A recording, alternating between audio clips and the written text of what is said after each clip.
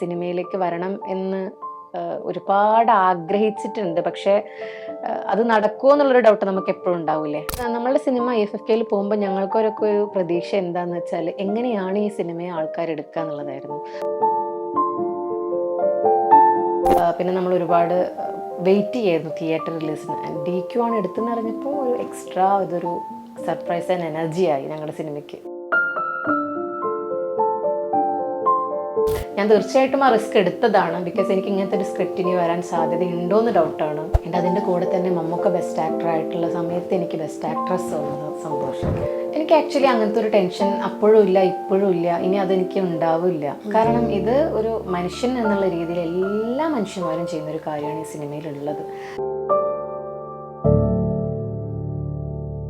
Hello every one. ഇന്ന് നമ്മുടെ കൂടെയുള്ളത് ഫെമിനിച്ചി ഫാത്തിമയിലെ ഫാത്തിമയാണ്. അതിനേക്കാൾ നല്ല ഷംല ഹംസ അല്ലേ? ആദ്യം തന്നെ കൺഗ്രാറ്റ്സ്. Thank you. മികച്ച നടിക്കുള്ള അവാർഡ് എന്ന് പറഞ്ഞാൽ ഒരു വലിയ സംഭവമാണ്. അതായത് നമ്മുടെ കേരളം അല്ലെങ്കിൽ മലയാളികൾ നടിയായിട്ട് അംഗീകരിച്ചു കഴിഞ്ഞു. ആ ഒരു ഫീലിങ്സ് എങ്ങനെയാ? അത് ഒരു ഭയങ്കര ഭയങ്കര അനുഭവമാണത്. തീർച്ചയായിട്ടും പറയുകയാണെങ്കിൽ ഞാൻ സിനിമയിലേക്ക് വരണം എന്ന് ഒരുപാട് ആഗ്രഹിച്ചിട്ടുണ്ട്. പക്ഷേ അത് നടക്കുമോ എന്നുള്ളൊരു ഡൗട്ട് നമുക്ക് എപ്പോഴും ഉണ്ടാവില്ലേ. ഒരു ബാക്ക്ഗ്രൗണ്ട് ഇല്ലാത്ത, ഫിലിം ബാക്ക്ഗ്രൗണ്ട് ഇല്ലാത്ത ഒരാളാണ് ഞാൻ. അപ്പം ചെറുപ്പത്തിലൊക്കെ ആഗ്രഹം ഉണ്ടായിരുന്നു. പിന്നെ വലിപ്പത്തിൽ ആ ആഗ്രഹങ്ങളൊക്കെ ക്ഷയിച്ചു. പിന്നെ എൻ്റെ ആദ്യത്തെ സിനിമയാണ് 1001 നുണകൾ. 1001 നുണകൾ വഴിയാണ് എനിക്ക് ഈ ഒരു സിനിമയിലേക്ക് അവസരം കിട്ടുന്നത്. അപ്പം തീർച്ചയായിട്ടും IFFK വന്ന സമയത്ത് ഒരുപാട് പേര് പറയുന്നുണ്ടായിരുന്നു സിനിമയ്ക്ക് എന്തെങ്കിലും ഒരു റെക്കഗ്നിഷൻ കിട്ടും. കാരണം IFFK അത്ര നന്നായിട്ട് പേര് കേട്ടൊരു സിനിമയാണ്. അതുപോലെ നിങ്ങളുടെ അഭിനയത്തിനും നിങ്ങളുടെ കൂടെയുള്ളവരുടെ അഭിനയത്തിനും എല്ലാവർക്കും എന്തെങ്കിലും ഒരു റെക്കഗ്നിഷൻ കിട്ടാൻ സാധ്യതയുണ്ടെന്നൊക്കെ പറഞ്ഞിട്ടുണ്ടായിരുന്നു. നമുക്കൊരു ആഗ്രഹവും പ്രതീക്ഷയും ഒക്കെ ഉണ്ടായിരുന്നു. കിട്ടിയപ്പോൾ ഒരുപാട് സന്തോഷം. അതൊക്കെ പറയുമ്പോഴും അവാർഡ് വരെ എത്തും എന്നുള്ളൊരു ഒരു എക്സ്പെക്ടേഷൻ ഉണ്ടായിരുന്നു. സ്റ്റേറ്റ് നമ്മളെ 2024 ആ ഒരു വർഷം നോക്കി ഒരുപാട് മികച്ച സിനിമകളുണ്ട്.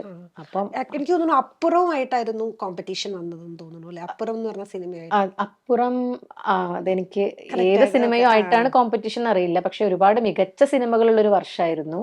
അതിന്റെ കൂടെ ഞങ്ങളുടെ സിനിമയ്ക്ക് നല്ലൊരു റെക്കഗ്നിഷൻ കിട്ടി.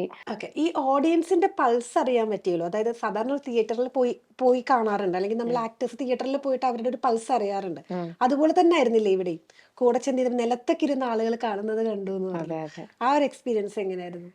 IFFK നമ്മളുടെ സിനിമ IFFK പോകുമ്പോൾ ഞങ്ങൾക്കൊരൊക്കെ ഒരു പ്രതീക്ഷ എന്താന്ന് വെച്ചാൽ എങ്ങനെയാണ് ഈ സിനിമയെ ആൾക്കാർ എടുക്കുക എന്നുള്ളതായിരുന്നു. ഫെമിനിച്ചി ഫാത്തിമ എന്നുള്ള പേരിന്റെ ഒരു അട്രാക്ഷൻ ഉണ്ട്. അപ്പൊ ആ അട്രാക്ഷനിൽ ആളുകൾ കയറാൻ സാധ്യതയുണ്ട് എന്നൊരു ഞങ്ങൾക്കൊരു മുൻകരുതലുണ്ട്. പക്ഷെ സിനിമയെ ആളുകൾ എങ്ങനെ സ്വീകരിക്കും എന്നുള്ളൊരു ആകാംക്ഷ ഉണ്ടായിരുന്നു. പക്ഷെ ആദ്യത്തെ ഷോ കഴിഞ്ഞപ്പോൾ തന്നെ ഗംഭീര അഭിപ്രായമാണ് ഉണ്ടായത്. സിനിമയ്ക്കും അഭിനയിക്കുന്നവർക്കും എല്ലാവർക്കും. ഒരു ചെറിയ പ്രമേയമാണ്. അതായത് അത് ഒരു മെത്തയുടെ കഥയാണ് വരുന്നത്. ഞാൻ സ്പോയിലർ ആയിട്ട് പറയുന്നില്ല കൂടുതലായിട്ട്. കാരണം തിയേറ്റർ റിലീസ് കഴിഞ്ഞു October 10th അല്ലേ? ഓക്കെ, നല്ല കാണാത്തവർക്ക് വേണ്ടി നമ്മൾ പറയുന്നില്ല. ഓക്കെ, അപ്പോ ഒരു മെത്തയുടെ കഥയാണ് വരുന്നത്. അപ്പൊ ഒരു ചെറിയ സംഭവമാണ്, എന്നാൽ അത് കറക്റ്റ് ആ മീറ്ററിൽ പിടിച്ചിട്ടില്ല എന്നുണ്ടെങ്കിൽ കൈവിട്ട് പോവുകയും ചെയ്യും. അപ്പൊ ഡയറക്ടറുടെ ഒരു ഡിസ്ക്രിപ്ഷൻ എങ്ങനെയായിരുന്നു? ഇത് ആക്ച്വലി ഡയറക്ടറിന്റെ സിനിമ തന്നെയാണ്. നമ്മൾ എല്ലാം ഡയറക്ടറിന്റെ സിനിമയാണ്. പക്ഷെ ഇത് ഈ പറഞ്ഞ പോലെ തന്നെ ഒരു മീറ്റർ പോയാൽ ഇതൊരു ഭയങ്കര ഒരു കോമാളിത്തരമാവാം അതിലെ സാഹചര്യങ്ങളൊക്കെ. പക്ഷെ അത് കറക്റ്റ് മീറ്ററിൽ ഡയറക്ടറിന് കൃത്യമായിട്ട് അറിയാം ഏതുവരെ പോകണം, ഏതുവരെ പോയാൽ ആളുകൾക്ക് വിഷമാവാണ്ടിരിക്കാൻ ഏതുവരെ പോകണം എന്നൊക്കെ കൃത്യമായിട്ട് അറിയാം. ഈ സിനിമയിൽ ആരെയും ദ്രോഹിക്കാനോ വിഷമിക്കാനോ ഉള്ളൊന്നും പറഞ്ഞിട്ടില്ല. എല്ലാം ഇങ്ങനെ സട്ടിലായിട്ടാണ് പറഞ്ഞിട്ടുള്ളത്. അതുപോലെ തന്നെ ഫെമിനിസം എന്ന് പറഞ്ഞാൽ നമ്മൾ ഭീകരമായിട്ട് എക്സ്പ്രഷൻ ഇട്ടിട്ടോ അങ്ങനെ പൊട്ടിത്തെറിച്ചിട്ടോ പറയേണ്ട ആവശ്യമില്ല എന്ന് കൂടി തെളിയിച്ചൊരു സിനിമയാണ്. ഈ ഫെമിനിച്ചി ഫാത്തിമയ്ക്ക് ഇവിടെയുള്ള ആരെങ്കിലൊക്കെ ആയിട്ട് എന്തെങ്കിലും ഒരു റെഫറൻസ് ഒക്കെ എടുത്തിട്ടുണ്ടോ? നാട്ടിലുള്ള ആരെങ്കിലൊക്കെ കണ്ട്? ഞങ്ങളുടെ ലൊക്കേഷൻ പൊന്നാനി ആയിരുന്നു. അപ്പോൾ പൊന്നാനിയിലുള്ള ആളുകളെല്ലാം ഭയങ്കര സാധാരണക്കാരായിട്ടുള്ള ആളുകളാണ് ഞങ്ങളുടെ ലൊക്കേഷനിൽ കേട്ടോ. അപ്പോൾ ഭയങ്കര നിഷ്കളങ്കരായിട്ടുള്ള ആൾക്കാരാണ്. അപ്പോൾ ഇതിൽ ഫാത്തിമ എന്ന് പറഞ്ഞാലും അതുപോലെ നിഷ്കളങ്കയായിട്ടുള്ള ഒരാളാണ്. ഇപ്പോൾ റെഫറൻസ് ഞാൻ എടുത്തിട്ടില്ല. പക്ഷേ ഞാനിതിൻ്റെ സ്ക്രിപ്റ്റിങ്ങിലുടനീളം ഫാസിലിൻ്റെ കൂടെ ഉണ്ടായിരുന്നു. സ്ക്രിപ്റ്റിൽ എന്തെങ്കിലും ചേഞ്ച് വരികയാണെങ്കിൽ തന്നെ ഫാസിൽ അത് അപ്ഡേറ്റ് ചെയ്യാറുണ്ടായിരുന്നു. അപ്പോൾ ഒരു 3 months 4 months നമ്മൾക്ക് ഇതിൻ്റെ സ്ക്രിപ്റ്റ് ഡിസ്കഷൻ തന്നെ ഉണ്ടായിരുന്നു. അതുകൊണ്ട് എനിക്ക് ആ ഫാത്തിമ ഒരുപാട് പരിചയമുള്ള ഒരാളായിട്ട് തോന്നി. ചുറ്റുമുള്ള ആരെങ്കിലും ആയിട്ട് എന്തെങ്കിലും റിലേഷൻ അങ്ങനെ തോന്നിയായിരുന്നു? ഇതിലെ അമ്മമാരെ നമ്മൾക്ക് റെഫറൻസ് ആയിട്ട് എടുക്കാം. നമ്മൾ മക്കളോട് പെരുമാറുന്ന രീതി, ഓക്കെ, അതൊക്കെ നമ്മളോട് നമ്മുടെ അമ്മമാര് പെരുമാറിയ രീതി തന്നെ നമുക്ക് റെഫറൻസ് ആയിട്ട് എടുക്കാമല്ലോ. എടുക്കാൻ പറ്റും. ഓക്കെ, ഈ ഫെമിനിച്ചി ഫാത്തിമ എന്ന് പറയുമ്പോൾ ഈ ഫെമിനിച്ചി എന്നുള്ളത് നമ്മൾ കളിയാക്കി പലപ്പോഴും യൂസ് ചെയ്യുന്നതാണ്. അപ്പൊ ഈ ഒരു പേരിലേക്ക് സ്ക്രിപ്റ്റിൽ കൂടെ ഉണ്ടായിരുന്നു എന്ന് പറഞ്ഞല്ലോ, അപ്പൊ ആ ഒരു പേരിലേക്ക് എത്താൻ കുറച്ച് സമയം എടുത്താവും? ഇല്ല, ആദ്യം നമുക്ക് ഈ പേരാണ് കിട്ടിയത്. ഫാസിലിന് ആദ്യം ഈ പേര് ഫെമിനിച്ചി ഫാത്തിമ എന്നുള്ള പേരാണ് കിട്ടിയത്. പിന്നെയാണ് ഫാസിലിൻ്റെ റിയൽ ലൈഫിലുള്ള കുറച്ച് ഇൻസിഡൻസ് ഒക്കെ വെച്ച് ആണ് ഈ സിനിമ പിന്നെ മുന്നോട്ട് കൊണ്ടുപോയത്. റിഹേഴ്സലൊക്കെ ഉണ്ടായിരുന്നോ സീൻസ് ചെയ്യുന്നതിന് മുൻപ്? ഇല്ല, റിഹേഴ്സലൊന്നും ഉണ്ടായില്ല. നമുക്കിപ്പോൾ ഒരു സീൻ എടുക്കുന്നതിൻ്റെ തൊട്ട് മുന്നേ ഇതാണ് സീന്, നമുക്കിങ്ങനെ ചെയ്യാം എന്ന് പറഞ്ഞിട്ടൊന്ന് നമ്മൾ ഡിസ്കസ് ചെയ്യും. ദെൻ നമ്മളത് ടേക്ക് പോവാണ് ചെയ്തിരുന്നത്. ഓക്കെ, ഏറ്റവും ഒരു കുറച്ചധികം ടേക്ക് പോയത് ഏതെങ്കിലും ഒരു സീൻസ് ഉണ്ടോ? കുറച്ചധികം ടേക്ക് പോയത് ഒരു ബെഡുകാരൻ വീട്ടിലേക്ക് കൊണ്ടുവരുന്ന ഒരു സീനുണ്ട്. അപ്പം പുതിയ ബെഡ് വാങ്ങിച്ചു അദ്ദേഹം ആ സ്ക്രിപ്റ്റ് മൊത്തം കറക്റ്റായിട്ട് പഠിച്ച് നല്ല വൃത്തിക്ക് പഠിച്ചിട്ടാണ് വന്നത്. പക്ഷെ നമ്മൾ ആ സീന് കുറച്ചുകൂടെ എടുത്തു വരുമ്പം കുറച്ചുകൂടെ നമ്മൾ ചിലപ്പം ആ ഡയലോഗ് വേണ്ട, ഈ ഡയലോഗ് നമുക്ക് മാറ്റാം എന്നൊക്കെ പറഞ്ഞ് ഒരു മോഡിഫിക്കേഷൻ ചെയ്യുന്നുണ്ടായിരുന്നു. അപ്പോൾ നമുക്കൊക്കെ അത് പരിചയമാണ്, അങ്ങനെ മോഡിഫൈ ചെയ്താൽ അതിനനുസരിച്ചിട്ട് ആക്ട് ചെയ്യാം എന്ന് വിചാരിച്ചു. പക്ഷെ ആൾക്കത് കംഫർട്ടബിൾ ആയിരുന്നില്ല. പഠിച്ചത് അതുപോലെ ആള് പാവം തോന്നി. ആൾ ഇടയ്ക്കിടയ്ക്ക് അത് തെറ്റിക്കും, ആളെ കയ്യിൽ നിന്ന് പോവും. പിന്നെ നമ്മൾ എന്തെങ്കിലും പറയുമ്പോൾ ആൾ പറയും ഇതെന്റെ സ്ക്രിപ്റ്റിൽ ഇല്ലല്ലോ എന്ന് പറയും. അങ്ങനെ അത് കുറച്ചധികം ടേക്ക് പോയിണ്ടായിരുന്നു. പക്ഷെ അത് നല്ല രസമായിട്ട്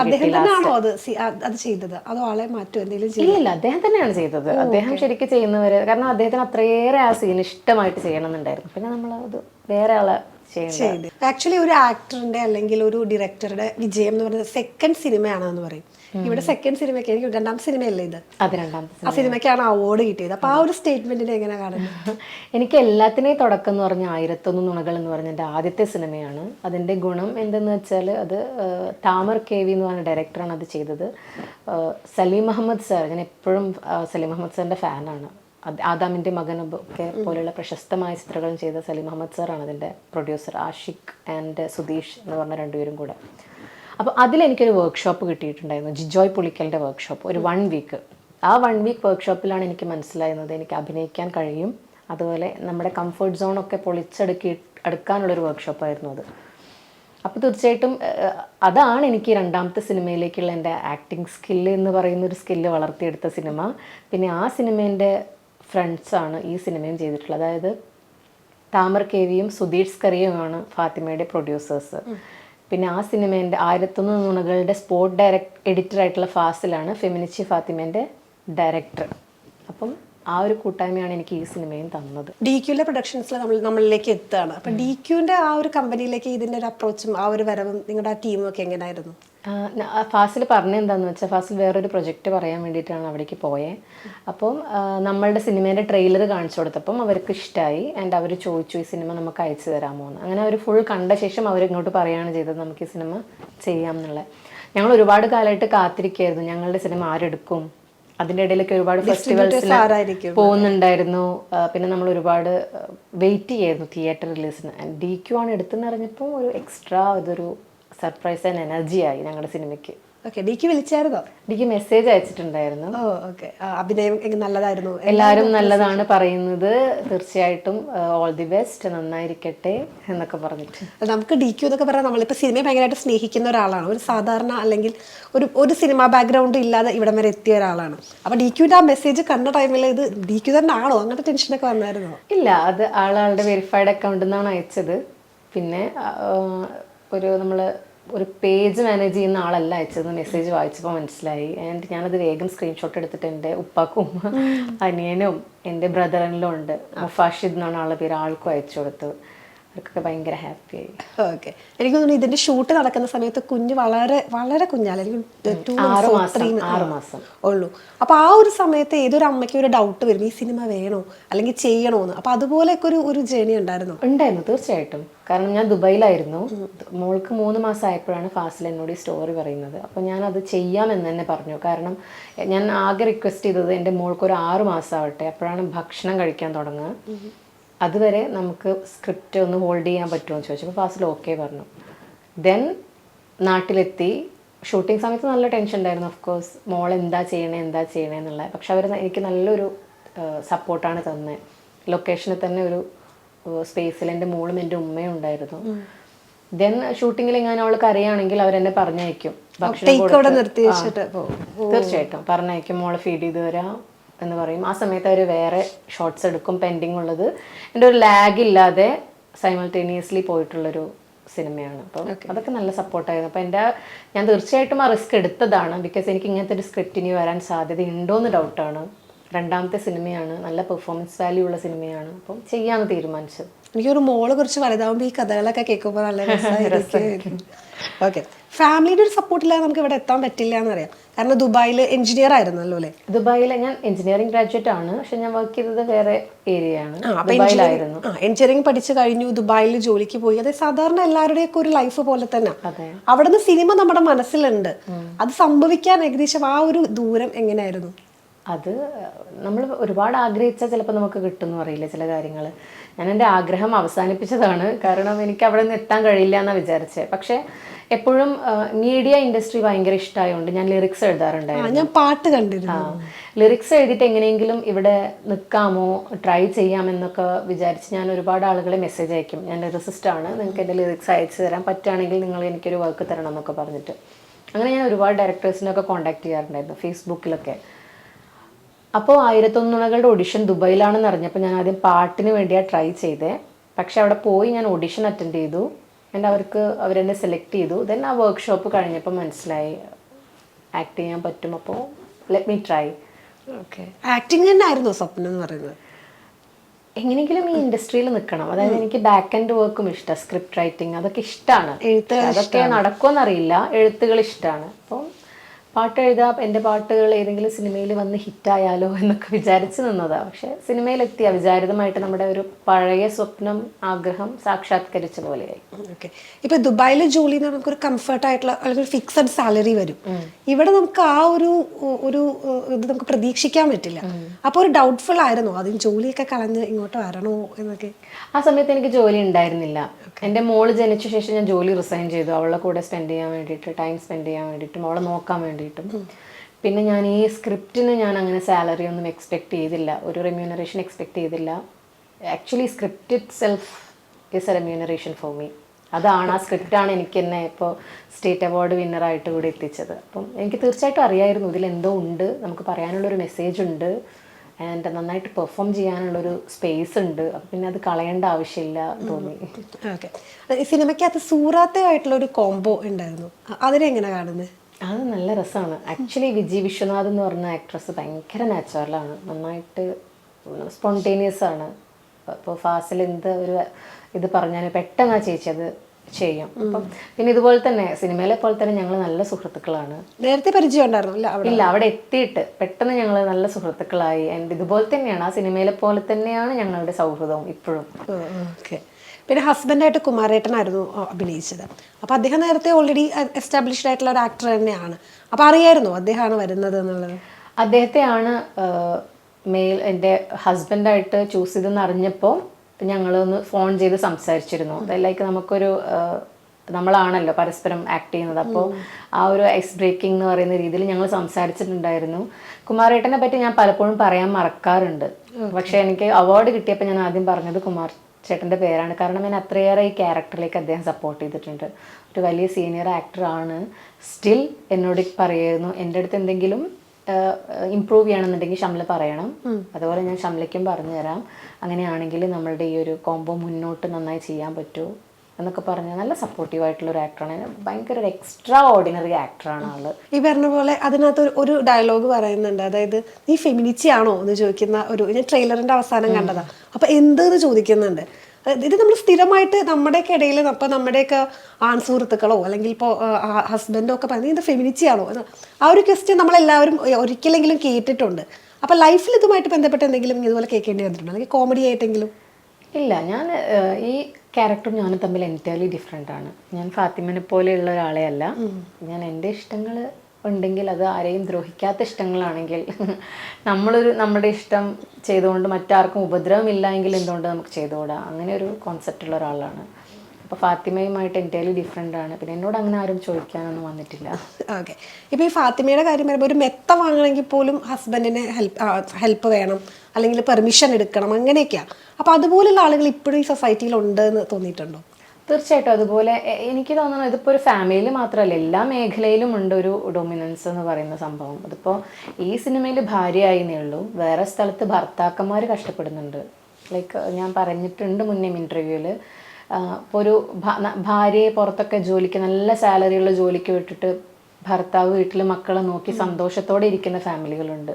പക്ഷേ നമുക്ക് എപ്പോഴാണ് പ്രശ്നം വരുന്നതെന്ന് വെച്ചാൽ, സങ്കടം വരെ എപ്പോഴാണെന്ന് വെച്ചാൽ ഈ പ്രൊവൈഡേഴ്സ് നമ്മളോട് സ്നേഹത്തോടെയും ദയോടെയും പെരുമാറാതെ ആകുമ്പോഴാണ്. ഈ സിനിമയിൽ അങ്ങനെയാണ്. ഫാത്തിമയുടെ ഹസ്ബൻഡും നല്ല ഇന്നസെൻ്റ് ആയിട്ടുള്ള ആളുകളാണ്. ഹസ്ബൻഡ് വളരെ ഭാര്യയെ സ്നേഹിക്കുന്ന ഒരാളാണ്. ഈ സിനിമയിലെ അഷ്റഫ് എന്ന് പറഞ്ഞ കഥാപാത്രം, അയാൾ ശീലിച്ച ശീലങ്ങളാണത്. അയാൾ മുന്നേ പഠിപ്പിച്ച ശീലങ്ങൾ മാറ്റാൻ പറ്റുന്നില്ല, അത്രയേ ഉള്ളൂ. ഭാര്യയും അയാളെ സ്നേഹിച്ച് ജീവിക്കുന്ന ഒരു ഭാര്യയാണ്.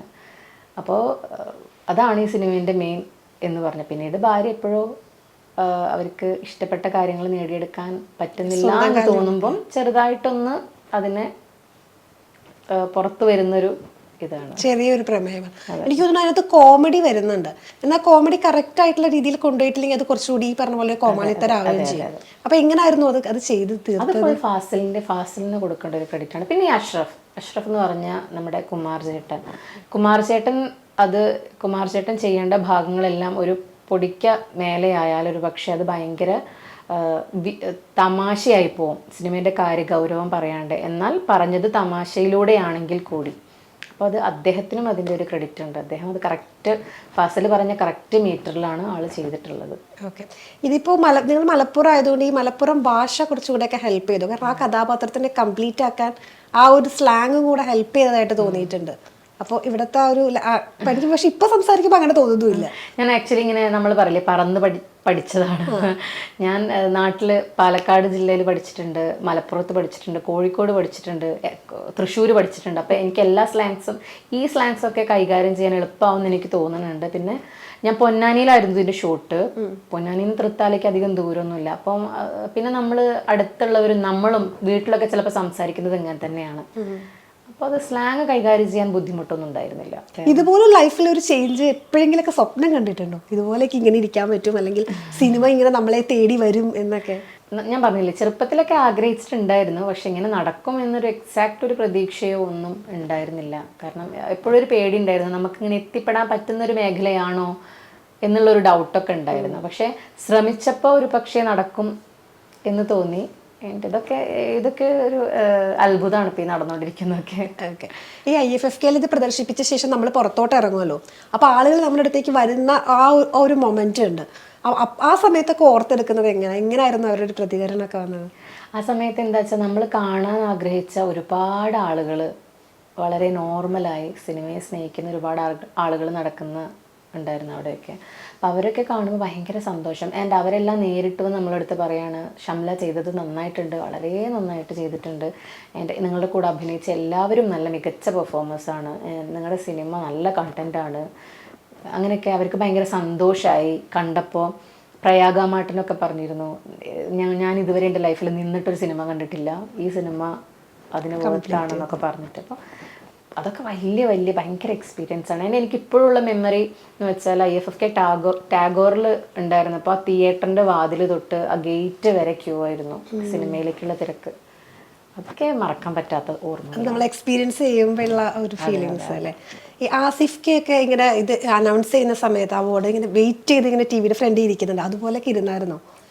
നമ്മൾക്ക് ഇവിടെ എത്രയോ എല്ലാ മീഡിയാസും വന്നിട്ടുണ്ടായിരുന്നു. ഒരു 2:30 അവർ ഇവിടെ എത്തിയിട്ടുണ്ടായിരുന്നു. അപ്പം ഞാൻ അവരുടെ അടുത്ത് ചോദിച്ചു, നിങ്ങളെങ്ങനെയാണ്, നിങ്ങൾക്ക് അറിയോ ആരാണ് വിന്നറെന്ന്? അപ്പം അവർ പറഞ്ഞു, ഒരു മലപ്പുറത്തുനിന്നും ദൂരെ നിന്നാണ് വരുന്നത്, നിങ്ങൾ ഫൈനലിസ്റ്റിലുള്ളതല്ലേ, ഒരു പക്ഷെ നിങ്ങൾക്കാണെങ്കിൽ കവർ ചെയ്യാം, അല്ലെങ്കിൽ ഞങ്ങൾ പോകുമെന്ന് പറഞ്ഞു. അപ്പം എനിക്ക് ടെൻഷനായി, എനിക്കല്ല എന്നൊക്കെ പറയുമ്പോൾ അവരെന്ത് പോകുമ്പോൾ എനിക്ക് സങ്കടമാവോ എന്നൊക്കെ ഒരു ഡൗട്ട്, ആ ഒരു പേടി ഉണ്ടായിരുന്നു പിന്നെ മനസ്സിൽ. കരയില്ല എന്ന് എനിക്ക് ഉറപ്പാണ്, പക്ഷെ ഞാൻ ഇങ്ങനെ കരഞ്ഞു പോവോ, എവിടേക്കോ ഒരു പ്രതീക്ഷ വന്നു അവരെല്ലാവരും വന്നപ്പോൾ. ദെൻ അനൗൺസ് ചെയ്തപ്പോൾ എനിക്ക് ഇത് ശരിക്കും വിശ്വസിക്കാൻ പറ്റില്ല. കാരണം ഇത്രയേറെ നല്ല പ്രഗത്ഭരായിട്ടുള്ള കുറച്ച് പേരുടെ കൂടെയാണ് ഞാൻ ഉണ്ടായിരുന്നത്. എൻ്റെ പേര് ആ ലിസ്റ്റിൽ വന്നതിന് ഞാൻ എപ്പോഴും പറയാറുണ്ട്, എനിക്ക് ഭയങ്കര അഭിമാനമാണ് അവരുടെ കൂടെ എൻ്റെ പേര് വന്നത്. പിന്നെ ഓഫ് കോഴ്സ് അറിഞ്ഞു കഴിഞ്ഞപ്പം സ്റ്റേറ്റ് അവാർഡ് കിട്ടിയതിൻ്റെ സന്തോഷം, എൻ്റെ അതിൻ്റെ കൂടെ തന്നെ മമ്മൂക്ക ബെസ്റ്റ് ആക്ടർ ആയിട്ടുള്ള സമയത്ത് എനിക്ക് ബെസ്റ്റ് ആക്ട്രസ് വന്നത് സന്തോഷം. മമ്മൂക്ക എനിക്ക് തോന്നുന്നു ഫേസ്ബുക്കിലാണോ ഇൻസ്റ്റയിലാണോ അത് കുറിച്ചിട്ടുണ്ടായിരുന്നു അല്ലേ ഷംല എൻ്റെ ഹംസ പേര് എന്നൊക്കെ കുറിച്ചു, പിന്നെ എൻ്റെ പേര് പറഞ്ഞു, എനിക്ക് മെസ്സേജ് അയച്ചിട്ടുണ്ടായിരുന്നു കൺഗ്രാറ്റുലേഷൻസ് എന്നൊക്കെ പറഞ്ഞിട്ട്. ഓ ഓക്കെ. എനിക്ക് നോക്കാം നമ്മളൊക്കെ എല്ലാവരുടെയും സ്വപ്നമാണല്ലേ അതൊക്കെ ഇങ്ങനെ കാണുക അല്ലെങ്കിൽ എന്നുള്ളത്. തീർച്ചയായിട്ടും. ഓക്കെ. പിന്നെ ഈ പറഞ്ഞ പോലെ ഈ ഒരു സബ്ജക്റ്റ് എന്ന് പറയുന്നത് ഒരു എന്താ പറയുക, തൊട്ടാൽ കൈ പൊള്ളുന്നാൽ കറക്റ്റായിട്ട് കൊണ്ടുപോയിട്ടില്ലെങ്കിൽ അത് ഒരു പ്രത്യേക സമുദായത്തിനെ അല്ലെങ്കിൽ അങ്ങനത്തെ രീതിയിലൊക്കെ ആളുകൾ വളച്ചൊടിക്കാൻ ചാൻസ് ഉള്ളതാണ്. അപ്പൊ അത്തരം ടെൻഷൻസ് ഉണ്ടായിരുന്നോ? എനിക്ക് ആക്ച്വലി അങ്ങനത്തെ ഒരു ടെൻഷൻ അപ്പോഴും ഇല്ല, ഇപ്പോഴും ഇല്ല, ഇനി അതെനിക്ക് ഉണ്ടാവില്ല. കാരണം ഇത് ഒരു മനുഷ്യൻ എന്നുള്ള രീതിയിൽ എല്ലാ മനുഷ്യന്മാരും ചെയ്യുന്ന ഒരു കാര്യമാണ് ഈ സിനിമയിലുള്ളത്. അപ്പോൾ ഫാസിലെ സിനിമയിൽ ഒരു കമ്മ്യൂണിറ്റീനെ കൊണ്ട് ചെയ്യാൻ കാരണം എന്താണെന്ന് വെച്ചാൽ ഫാസിലിന് കൂടുതൽ അറിയുന്ന ഒരു സ്ഥലത്ത് നിന്ന് ഇത് പറയുമ്പോൾ കൂടുതലൊന്നും പ്രശ്നങ്ങളെന്നല്ല, അത് ആരെയും വേദനിപ്പിക്കാത്ത രീതിയിലായിരിക്കാം. അതുകൊണ്ടാണ് ഫാസിൽ അങ്ങനെ പറഞ്ഞത്. അല്ലെങ്കിൽ അദ്ദേഹം ഉൾപ്പെടുന്ന ഒരു അതായത് കുറച്ചുകൂടി ഈസി ആയിട്ട് കമ്മ്യൂണിക്കേറ്റ് ചെയ്യാൻ പറ്റും. പിന്നെ ഇതിൽ ആരെയും ദ്രോഹിക്കാൻ ഒരു കാര്യവും പറഞ്ഞിട്ടില്ല. എനിക്ക് തോന്നുന്നു ഈ സിനിമ കാണാത്ത ഒരുപാട് പേര് എന്തൊക്കെയോ പറയുന്നുണ്ട്. അവർ പറയുന്നവർ പറഞ്ഞോട്ടെ എന്നാണ് ഞാൻ വിചാരിക്കുന്നത്. എനിക്ക് തോന്നുന്നു കേരള ലീഗ് വനിത അവരുടെയൊക്കെ ഒരു ഫേസ്ബുക്ക് കണ്ടായിരുന്നോ? അയ്യോ, എനിക്ക് അവരറിയില്ല ആക്ച്വലി. എനിക്കും കൂടുതലായിട്ട് അറിയില്ല. ഞാൻ പോസ്റ്റ് കണ്ടപ്പോ നോക്കിയത്. അപ്പൊ അതേ കുറിച്ചൊക്കെ ഇങ്ങനെ പറഞ്ഞിട്ടുണ്ട്. അതായത് മുസ്ലിം സമുദായങ്ങളെ കുറച്ചുകൂടെ എന്താ പറയുക സോപ്പിടാൻ വേണ്ടിയിട്ടാണ് ഇവർക്ക് കൊടുത്ത് അങ്ങനത്തെ എനിക്കൊരു വളരെ റെയർ ആയിട്ട് അങ്ങനത്തെ കമന്റ്സ് വന്നിട്ടുള്ളൂ.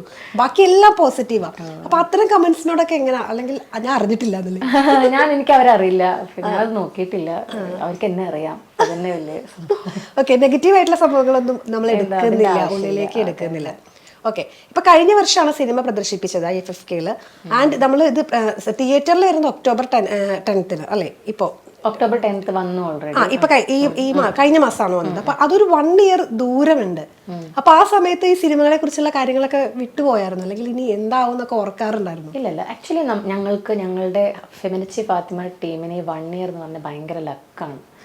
ഞങ്ങൾ ഒട്ടുമിക്ക എല്ലാവിധ ഫെസ്റ്റിവൽസിനും ഞങ്ങളുടെ സിനിമ പോയി. ഞങ്ങൾക്ക് ഈ വർഷം മൊത്തം നമ്മൾക്ക് അഭിപ്രായങ്ങൾ വന്നിരുന്നു, ഇൻസ്റ്റഗ്രാമിലും ഫേസ്ബുക്കിലും നേരിട്ടും. കാരണം ഈ സിനിമ ഞങ്ങൾ മറക്കാൻ ഞങ്ങൾക്ക് പറ്റിയിട്ടില്ല. കാരണം എല്ലാ ഫെസ്റ്റിവൽസിന് പോകുമ്പോഴും ഇതിൻ്റെ പോസ്റ്റുകൾ ആളുകൾ അയച്ചുകൊണ്ടേ ഇരുന്നിരുന്നു. മാത്രമല്ല ഞങ്ങൾ തിയേറ്റർ വെയിറ്റ് ചെയ്തുകൊണ്ടിരിക്കുന്ന സമയമാണല്ലോ, അപ്പോൾ ഏത് തിയേറ്ററിലാവും, എപ്പോഴാണ് റിലീസ് എന്നുള്ളത്. അപ്പോൾ ആ ഒരു വെയിറ്റ് എന്ന് പറഞ്ഞാൽ ഞങ്ങൾക്ക് ഏറ്റവും സക്സസ്ഫുൾ ആയിട്ടുള്ളൊരു വെയിറ്റ് ആയിരുന്നു. കാരണം ലാസ്റ്റ് ദുൽഖർ സൽമാൻ ആ സിനിമ എടുത്ത് പ്രൊഡ്യൂസ് ചെയ്യും, ഡിസ്ട്രിബ്യൂട്ട് ചെയ്യും എന്ന് പറയുമ്പോൾ ആ ഒരു വെയിറ്റ് ഒരു വേർത്തായിട്ടുള്ളൊരു വെയിറ്റ് ആയില്ലേ. അതിനുള്ള കാത്തിരിപ്പ് ഒരു സക്സസ്ഫുൾ ആയിട്ടുള്ളൊരു കാത്തിരിപ്പായി. ഓക്കെ. ഇതിന്റെ ഈ സ്ക്രിപ്റ്റ് കണ്ടപ്പോഴേ ഇത് തിയേറ്ററിൽ നമ്മൾ ചെല്ലുമ്പോൾ നമുക്ക് ആളുകളുടെ ഒരു മൈൻഡ് സെറ്റ് മാറിയല്ലോ. അതായത് മാസ് മൂവീസ് ആയിരിക്കണം, അല്ലെങ്കിൽ ഇതുപോലത്തെ സബ്ജക്ട്സ് ഒക്കെ എല്ലാവർക്കും ഇഷ്ടമാണ്. പക്ഷെ അത് OTT-യിൽ എപ്പോൾ കാണും എന്ന് ആലോചിക്കുന്ന അങ്ങനത്തെ ഒരു തോട്ട് പ്രോസസ് വന്നായിരുന്നു. ഒരുപാട് ആളുകൾ എനിക്ക് തോന്നുന്നു സിനിമ തിയേറ്ററിൽ കണ്ടിട്ടില്ല, എല്ലാവരും OTT-ക്ക് വേണ്ടി വെയിറ്റ് ചെയ്യാണ്. പക്ഷെ ഇല്ല, തിയേറ്ററിൽ കണ്ടവരെല്ലാം നല്ല ഹാപ്പിയാണ്. ഒരാൾ പോലും എന്നോട് തിയേറ്ററിൽ ഞങ്ങൾ ഒട്ടുമിക്ക തിയേറ്റേഴ്സൊക്കെ വിസിറ്റ് ചെയ്തിരുന്നു, ഒരാൾ പോലും ഇതിനെപ്പറ്റി ഒന്നും നെഗറ്റീവായിട്ട് പറഞ്ഞില്ല. എല്ലാവരും നല്ല ഹാപ്പിയായി ചിരിച്ച് സിനിമ കണ്ടിട്ടാണ് പോയത് എന്നാണ് ഞങ്ങൾ കാണുകയും ചെയ്തതാണ്. ഓക്കെ. വേറെ പ്രൊജക്ട്സ് ഒക്കെ വന്നിരുന്നു, പക്ഷെ അത് ചെയ്യാൻ പറ്റിയില്ല. ഓക്കെ, ചെയ്യണം. ഇനിയിപ്പോ സിനിമയിൽ സജീവമായിട്ട് ഇവിടെ നാട്ടിൽ തന്നെ നിൽക്കാം എന്നുള്ള ഒരു ആഗ്രഹം തന്നെ ആണോ? നാട്ടിലല്ല, ഞാൻ എൻ്റെ ഫാമിലിയും എൻ്റെ പ്രൊഫഷനും ഒരുപോലെ കൊണ്ടുപോകണം എന്നാണ് ആഗ്രഹം. സോ ഞാൻ സൗദിയിലേക്ക് തിരിച്ചു പോവാണ്. പിന്നെ ഇനി വർക്കൊക്കെ നല്ല അവസരങ്ങൾ വരുമ്പോൾ തീർച്ചയായിട്ടും തിരിച്ചു വന്ന് ചെയ്യും. സിനിമയുടെ ആവശ്യങ്ങൾക്കായി തിരിച്ചു വരും. അതെ അതെ, അങ്ങനെയാണ്. എഴുത്തും കാര്യങ്ങളൊക്കെ ഇഷ്ടമാണെന്ന് പറഞ്ഞല്ലോ, അപ്പൊ ഇനി ഒരു തിരക്കഥയൊക്കെ ഞങ്ങൾക്ക് പ്രതീക്ഷിക്കാൻ പറ്റും? അയ്യോ, അത് എന്നെ ആരെങ്കിലും ഹെൽപ്പ് ചെയ്താൽ ഒരു പക്ഷെ ഞാൻ അത് ട്രൈ ചെയ്യും. അല്ലാതെ എനിക്ക് ഒറ്റയ്ക്ക് ഒരിക്കലും തിരക്കഥ തുടങ്ങാൻ കഴിയുമെന്ന് തോന്നുന്നില്ല. ഓക്കെ. ഡയറക്ഷനോട് താല്പര്യമുണ്ടോ? അതിനൊന്നും എനിക്ക് അറിയില്ല. അങ്ങനത്തെ ആഗ്രഹങ്ങളൊന്നുമില്ല? ആഗ്രഹമുണ്ട്, പക്ഷെ അതിനുള്ള കഴിവ് എനിക്കില്ല എന്നാണ് എനിക്ക് തോന്നുന്നത്. അപ്പൊ പാട്ടുകൾ ഇതിന്റെ കൂടെ തന്നെ കൊണ്ടുപോകാനാണോ ഉദ്ദേശിക്കുന്നത്? പാട്ടുകൾ ഞാൻ ലിറിക്സ് എഴുതാറുണ്ട് ഇപ്പോഴും. അത് എഴുതിയിട്ട് ആരെങ്കിലും അത് അപ്രൂവ് ചെയ്യുകയാണെങ്കിൽ ഓക്കെ. അല്ലെങ്കിൽ എനിക്കൊരു ചാനലുണ്ട്, ഷംല ഹംസ പ്രൊഡക്ഷൻസ് എന്ന് പറഞ്ഞിട്ട്. അതായത് ഞാൻ എഴുതിയത് ഞാൻ ഒരിക്കലും ഉപേക്ഷിച്ച് കളയില്ല, അത് ആരെങ്കിലും കൊണ്ട് പാടിച്ചിട്ട് ഒന്ന് ഇടാൻ എനിക്ക് എൻ്റെ പാട്ടുകൾ കേട്ടിരിക്കാമല്ലോ എന്നുള്ള രീതിയിൽ. അങ്ങനെ എൻ്റെ 2 സോങ് സിത്താര ചേച്ചി പാടിയിട്ടുണ്ട്. പിന്നെ ഒരു ഷോർട്ട് ഫിലിം ഞാൻ പ്രൊഡ്യൂസ് ചെയ്തിട്ടുണ്ട്, സാഹിറ എന്ന് പറഞ്ഞ്. പാടുമായിരുന്നു, വലിയ പാട്ടൊന്നും പാടാറില്ല. സാഹിറ എന്ന് പറഞ്ഞൊരു ഷോർട്ട് മൂവി പ്രൊഡ്യൂസ് ചെയ്തിട്ടുണ്ട്. പിന്നെ ഒരു സോങ് എൻ്റെ ഫ്രണ്ട് പാടിയിട്ടുണ്ട്. ഞാൻ ആ ചാനലിൽ ഞാൻ അപ്ലോഡ് ചെയ്യാറുണ്ട്. ഓക്കെ, ഇതിന്റെ കൂടെ ആ കാര്യങ്ങളും ഇങ്ങനെ കൂടെ ആ കൊണ്ടുപോകുന്നുണ്ടല്ലേ? കൊണ്ട് നടക്കാറ്. അപ്പൊ തിരിച്ച് സൗദിയിൽ ചെന്ന് കഴിഞ്ഞാൽ ഇനി ജോലിക്ക് ജോയിൻ ചെയ്യാനുള്ള പ്ലാൻ എന്തെങ്കിലും ഉണ്ടോ? നോക്കാം, നമ്മുടെ ലൈഫ് എങ്ങനെയാണ് പോകുന്നത് നമുക്ക് അറിയില്ലല്ലോ. ഓക്കെ, അല്ല ഇത്രയും വലിയ അവാർഡ്സ് ഒക്കെ കിട്ടിയ സ്ഥിതിക്ക് എന്തായാലും സിനിമകൾ തേടി എത്തും എന്നുള്ള കാര്യത്തിൽ നമുക്ക് സംശയമൊന്നുമില്ല. അപ്പൊ സ്ക്രിപ്റ്റിനെ കുറിച്ച് ഇനി ഒരു സ്ക്രിപ്റ്റ് വരുമ്പോൾ ഞാൻ ഇങ്ങനത്തെ സിനിമയായിരിക്കും ചെയ്യുക, അല്ലെങ്കിൽ അങ്ങനെ എന്തെങ്കിലും ഒരു പ്ലാൻ ഉണ്ടോ മനസ്സിലായി? ഇല്ല, എനിക്ക് നല്ല സ്ക്രിപ്റ്റുകൾ, എനിക്ക് നന്നായിട്ട് എൻ്റെ എപ്പോഴുള്ള ആഗ്രഹം എന്ന് പറഞ്ഞാൽ ഒരു അഭിനേത്രി എന്നുള്ള നിലയ്ക്ക് നന്നായിട്ട് എക്സ്പ്രസ് ചെയ്യാൻ പറ്റുന്ന ക്യാരക്ടേഴ്സ് വരണമെന്നാണ്. തീർച്ചയായിട്ടും അങ്ങനത്തെ ക്യാരക്ടേഴ്സ് വന്നാൽ ഞാൻ എന്തായാലും ചെയ്യുന്നതായിരിക്കും. നിങ്ങൾ നന്നായി പെർഫോം ചെയ്ത കുറേ സീൻസ് ഡിലീറ്റ് ആയി പോയിട്ടുണ്ട് എന്ന് കേട്ടായിരുന്നു. അപ്പോൾ അതിനെ കുറിച്ച് ഓർത്തപ്പോൾ ഒരു വിഷമം തോന്നിയായിരുന്നു? വിഷമം തോന്നിയിട്ടില്ല, കാരണം ചിലപ്പോൾ ഡയറക്ടറിന് അറിയാമല്ലോ ആ സീൻ ഇതിൽ ചേർത്താൽ ആ സിനിമേൻ്റെ ഭംഗി പോകുന്നു, അതുകൊണ്ടായിരിക്കും അവർ തീർച്ചയായിട്ടും അത് ഡിലീറ്റ് ചെയ്തിട്ടുണ്ടാവുക. പക്ഷെ നമുക്ക് ഡിലീറ്റഡ് സീൻസിൽ കാണാം, അത്രയേ ഉള്ളൂ. പക്ഷേ ആ സിനിമയിൽ അത് ചേർത്താൽ അതിൻ്റെ ഭംഗി പോവുകയാണെങ്കിൽ പിന്നെ അത് ചേർത്തിട്ട് കാര്യമില്ല. അപ്പം അത് വിഷമമൊന്നുമില്ല, അത് കറക്റ്റായിട്ടാണ് അവർ അത് ചെയ്തിട്ടുള്ളതെന്നാണ് എനിക്ക് തോന്നുന്നു. കുമാരേട്ടൻ പറയുന്നുണ്ടായിരുന്നു നല്ലൊരു രസമുള്ള ഒരു സീനായിരുന്നു, ആ സംഭവമാണ് പോയത്. അങ്ങനെ ഏതെങ്കിലും സീൻ അങ്ങനെ പറയാനുണ്ടോ ഇപ്പോൾ? ആ കുമാർ ചേട്ടൻ്റെ, കുമാർ ചേട്ടൻ അഭിനയിച്ചിട്ടുള്ള കുമാർ ചേട്ടനെ പറയുകയാണെങ്കിൽ ആളോട് ഫാസിലൊരു സീൻ പറഞ്ഞാൽ ആളത് ചെയ്ത് കഴിഞ്ഞാൽ ഞങ്ങളെല്ലാവരും ക്യാമറേൻ്റെ ബാക്കിലിരുന്ന് പൊട്ടിച്ചിരിക്കാറാണ്. അത്രയേറെ രസമായിട്ട് ആ സീന് അദ്ദേഹത്തിൻ്റെ രീതിയിലൂടെ ചെയ്യും. പക്ഷെ ഫാസിൽ അത് മുഴുവൻ ആസ്വദിക്കും. ദെൻ ഫാസിൽ പറയും നമുക്ക് ഇത്ര പോണ്ട, കുറച്ച് സംഭവം കൊള്ളായിരുന്നു പക്ഷെ ഇത്രയും വേണ്ട മീറ്റർ. പക്ഷെ ഞങ്ങളത് ശരിക്കും നന്നായിട്ട് ആസ്വദിക്കും, ആളെ എത്ര വരെ ചെയ്യും എന്നുള്ളത്. അപ്പൊ അങ്ങനത്തെ കുറെ ഇൻസിഡൻസ് ഉണ്ട്, അങ്ങനത്തെ കുറെ സീനുകളും ഉണ്ട്. ഓക്കെ, നിങ്ങൾ ഒരുമിച്ച് സ്ക്രീൻ ഷെയർ ചെയ്യുമ്പോൾ ഇതുപോലെ ചിരിച്ചിട്ടൊക്കെ നിന്നിട്ടുണ്ടോ? അയ്യോ ഉണ്ട്, ഒരുപാടുണ്ട്. അങ്ങനെ കുറെ ടേക്ക് പോകേണ്ടി വന്നിട്ടുണ്ട്? അതെ തീർച്ചയായിട്ടും. പക്ഷെ നമ്മളതൊക്കെ എൻജോയ് ചെയ്ത് ആസ്വദിച്ചതാണ്. ആളൊരു അസാധ്യ നടനാണെന്ന് ഞാൻ പറഞ്ഞില്ല. എനിക്ക് കുമാരേട്ടന്റെ സീൻ പറയുമ്പോൾ ഏതാ ഓർമ്മ വരുന്നത്? 18+ പറയുന്നല്ലോ, മോനെ കല്യാണം കഴിഞ്ഞു. പിന്നെ അത് മാത്രല്ല കുറിപ്പൈസക്ക് വെച്ച കാശ്, കുറിപ്പൈസക്ക് വേണ്ടി കാശ് വെച്ചിട്ട് എന്നൊക്കെ പറഞ്ഞു ഭാര്യ